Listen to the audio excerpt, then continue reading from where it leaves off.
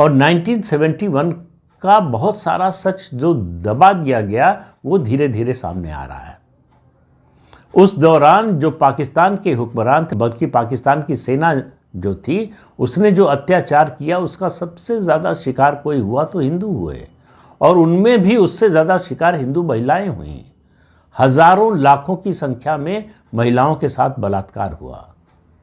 इस घटना पर दुनिया बात नहीं करती है क्योंकि हिंदुओं का मुद्दा दुनिया के लिए कोई मुद्दा नहीं है।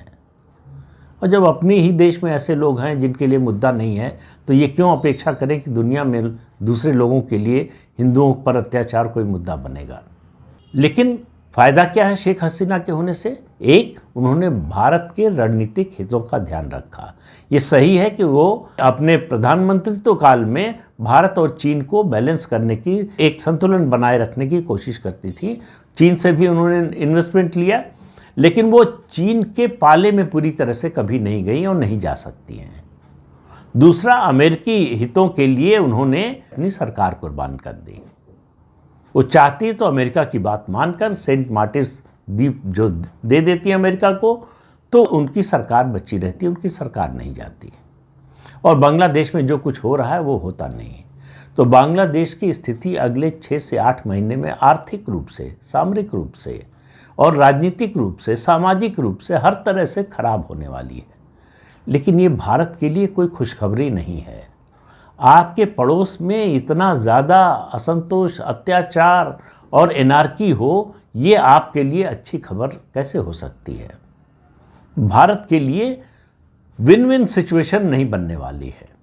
मोहम्मद यूनुस की सरकार गिर जाए, उनका तख्ता पलट हो जाए तो भी, लेकिन शेख हसीना का एक एहसान, मतलब कई एहसान हैं अगर इस तरह से देखें।